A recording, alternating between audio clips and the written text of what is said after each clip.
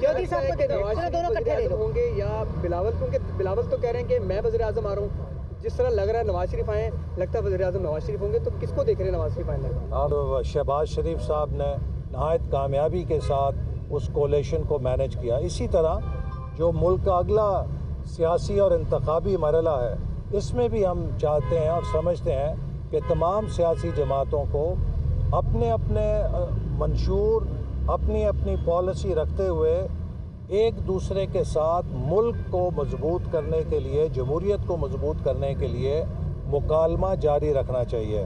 اور آنے والے دنوں میں نواز شریف صاحب جو ہمارے حلیف جماعتیں تھیں ان کے سربراہان سے ملاقات کریں گے، تاکہ ہم سب جو اس ملک کے اندر آئین کی حکمرانی دیکھنا چاہتے ہیں، اس ملک کے اندر مضبوط جمہوریت دیکھنا چاہتے ہیں، مضبوط معیشت دیکھنا چاہتے ہیں، اگر ہم نے معاشی نیشنل ایکشن پلان یا چارٹر آف اکانومی بنانا ہے تو یہ بھی تبھی ممکن ہے کہ جب تمام سیاسی جماعتیں ایک دوسرے کے ساتھ بات چیت کریں، ایک دوسرے کے ساتھ مفاہمت کے ساتھ ملک کے بڑے مسئلوں کو حل کرنے کے لیے اپنا نقطہ نظر قریب کریں. تو اس کے لیے نواز شریف صاحب دیگر جماعتوں کے سربراہان سے عنقریب انشاءاللہ ملاقاتیں کریں. اچھا احسن صاحب، آپ نے کہا کہ مسائل کے حل کے لیے ایک نمائندہ اور 5 سال حکومت ضروری ہے، جو کہ بدقسمتی آج تک ہمیں نہیں ملی.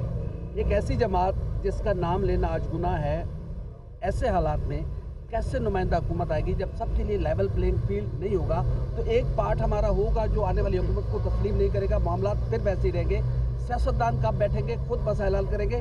آج آپ کے مسائل کوئی اور حل کر رہا ہے. سیاستدان اپنے مسائل خود حل کرتے ہیں. کم از کم مسلم لیگ نون تو اپنے مسائل خود حل کر رہی ہے، وہ کسی کی طرف نہیں دیکھ رہی. اور جو ایک سیاسی جماعت جس کا آپ نے ذکر کیا ہے، اس کے لیے بہتر ہے کہ 3 سوال آپ ان کی قیادت سے پوچھیں کہ یہ 3 فیصلے وہ کون سے لقمان حکیم تھے، وہ کون سے افلاطون تھے، وہ کون سی شخصیت تھی، یا وہ کون سا مسلم لیگ نون کا یا اسٹیبلشمنٹ کا جبر تھا جس کے تحت انہوں نے یہ 3 فیصلے کیے. جس دن ان کے خلاف تحریک عدم اعتماد کامیاب ہوئی تو وہ اسمبلی میں اپوزیشن کی نشستوں پر بیٹھنے کی بجائے استعفے دے کے باہر کیوں گئے؟ پنجاب اور خیبر پختونخوا میں تو ان کی اپنی حکومت تھی. کس نے ان کی کن پٹی پہ پستول رکھی تھی کہ وہ ان دونوں حکومتوں کو خود برخاست کر دیں؟ تو ان کا اپنا فیصلہ تھا. اور پھر 9 مئی کو کس نے انہیں مجبور کیا تھا کہ وہ شہداء کی یادگاروں کو، قائد اعظم کی نشانی کو اور فوج کی تنصیبات کو اس طرح نشانہ بنائیں کہ جیسے آج تک دہشت گردوں کو بھی ہمت نہیں ہوئی ہے؟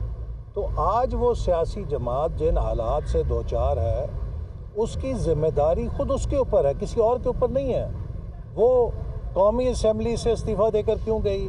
اس نے پنجاب اور خیبر پختونخوا کی حکومتیں کس کے کہنے پہ برطرف کیں؟ اور اس نے 9 مئی کو کس کے کہنے کے اوپر اتنا بڑا قدم اٹھایا کہ جس نے پاکستان کی ریاستی اداروں پر حملہ کر دیا؟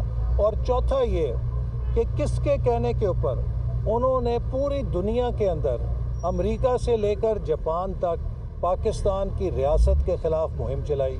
امریکہ کے کانگریس مین اور سینیٹرز کو جا کے کہا پاکستان کی امداد بند کریں، پاکستان کے IMF کا پروگرام بند کرائیں. ہم نے جنرل مشرف کا مارشل لا دیکھا تھا، اس کی سختیاں جھیلی تھیں. کبھی امریکہ کو یہ نہیں کہا تھا کہ پاکستان کی امداد بند کر دیں.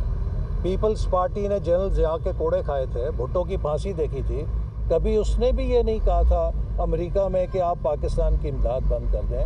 تو آج پاکستان کے خلاف، پاکستان کے ریاستی اداروں کے خلاف، پاکستان کی فوج کے خلاف جتنی گھٹیا اور جتنی نیچ مہم اس سیاسی جماعت نے سوشل میڈیا کے ذریعے چلائی ہے، حقیقت میں تو ہمیں رو کو بھی اس طرح کی مہم چلاتے ہوئے نظر نہیں آئی کہیں ہمیں. تو لہٰذا جو اس جماعت کے حالات ہیں اس کے تو وہ خود ذمہ دار ہیں، اس کے لیے کوئی اور ذمہ دار نہیں ہے. ایسا صاحب یہ بتائیے گا کہ بلاول بھٹو اور آصف زرداری لاہور آئے تھے اور انہوں نے کہا تھا کہ نون لیگ ہمیں لیول پلینگ فیلڈ نہیں دے رہی. آپ کہہ رہے ہیں کہ میاں نواز شریف ملاقات کریں گے تمام سیاسی جماعتوں کی قیادت سے، تو کیا آصف زرداری اور بلاول بھٹو سے بھی ملیں گے؟ اور یہ بتائیے گا کہ پہلے 16 ماہ اکٹھے گزارے، तो मुस्तकिल में दोबारा पीपल्स पार्टी और नून लीग क्या विफाक में दोबारा इकट्ठे हो सकते हैं? देखिए, पहली बात यह है कि जो लोग लेवल प्लेइंग फील्ड की बात करते हैं, मेरा उनसे ये सवाल है कि 2017 में मुस्लिम लीग नून से लेवल प्लेइंग फील्ड छीनी गई थी और उसके अंदर तो वो उस वक्त शरीक थे। पनामा केस में वो शरीक हुए और उन्होंने मुस्लिम लीग नून से नवाज़ शरीफ साहब को नाजायज़ तौर पे नाअहल करा के लेवल प्लेइंग फील्ड छीनी। तो अब नवाज़ शरीफ साहब की वापसी से मुस्लिम लीग नून की लेवल प्लेइंग फील्ड वापस हो रही है, तो इसमें तो इतराज़ नहीं होना चाहिए।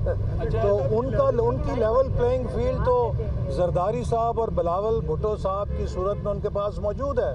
लेवल प्लेइंग फील्ड तो मुस्लिम लीग नून से छीनी गई थी नवाज़ शरीफ साहब को इंतखाबी सियासत से बाहर करके। तो अब अगर वो उनकी वापसी का रास्ता खुल रहा है, चूँकि वो किरदार रुखसत हो गए हैं जिन किरदारों ने वो साजिश की थी, तो पीपल्स पार्टी को तो खुश होना चाहिए कि तमाम सियासी जमातों को लेवल प्लेइंग फील्ड मिल रही है। यहाँ से ले लें, यहाँ से एक मिनट, यहाँ से फिर आपको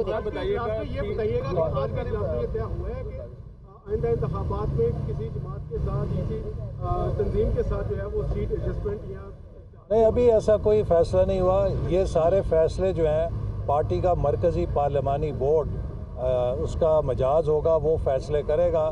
फ़िल वक्त हम इंशाअल्लाह ताला तमाम हलकों से अपने उम्मीदवारों को चुनेंगे और खड़ा करेंगे। जिस तरह नवाज शरीफ वापस आए हैं, ज्योति साहब को दे दो, चलो दोनों इकट्ठे ले लो। होंगे या बिलावल, क्योंकि बिलावल तो कह रहे हैं कि मैं वज़ीर आज़म आ रहा हूँ। जिस तरह लग रहा है नवाज शरीफ आए, लगता है वज़ीर आज़म नवाज शरीफ होंगे, तो किसको देख रहे हैं नवाज शरीफ आने? आपका अदनान से पूछे। कह रहा हूँ कि मियां साहब जो इलेक्शन लड़ने के लिए आज तक जा रहे हैं, कोई कानूनी रुकावट क्या उनके रास्ते में है?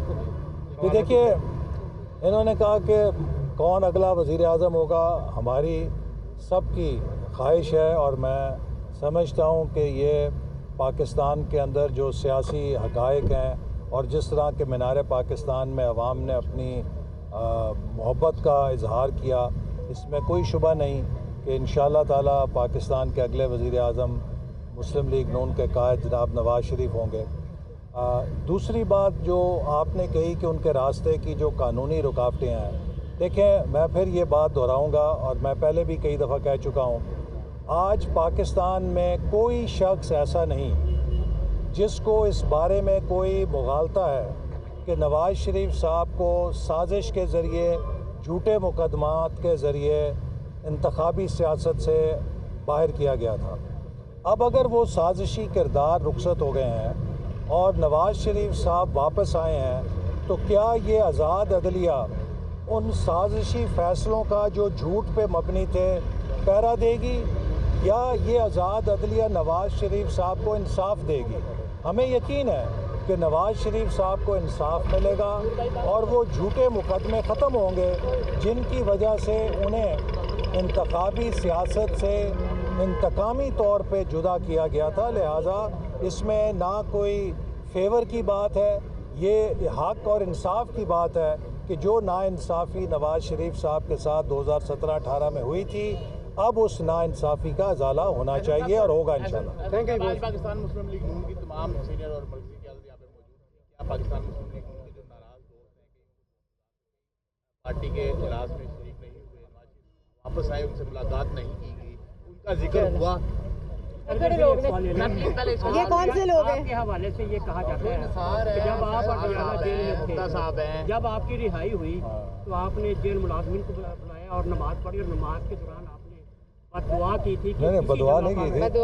नहीं, मैं जब मैंने तो ट्वीट भी की थी कि जिस वक्त मैं उस सेल से निकल रहा था, जिस सेल में मुझे रखा गया था, तो उस वक्त मैंने जेल के मुलाजमीन से ये ज़रूर कहा था कि मेरी बात नोट कर लो, जिस शख्स ने हमें झूठे इल्ज़ाम में इस सेल के अंदर बंद किया था, जल्द या बदेर एक दिन वो भी इसके अंदर बंद होगा, चूँकि अल्लाह की पकड़ इंसान को उसके झूठ की सज़ा देती है। तो वो बात पूरी हुई। Thank you. आप भी पीर हो गए असल में। لاہور میں لیگی رہنما احسن اقبال میڈیا سے گفتگو کر رہے تھے. انہوں نے کہا کہ مسلم لیگ نون نے الیکشن کرانے کا مطالبہ کیا ہے اور انہوں نے کہا کہ ملک کو انتخابات کی بہت اشد ضرورت ہے. پی ٹی آئی کو کس نے کہا کہ 2 صوبوں میں اپنی حکومت ختم کر دے؟ احسن اقبال کی جانب سے کہا گیا. لاہور میں میڈیا سے گفتگو کر رہے تھے اور انہوں نے مزید کہا کہ عرفان صدیقی کی سربراہی میں منشور کمیٹی قائم کر دی گئی ہے.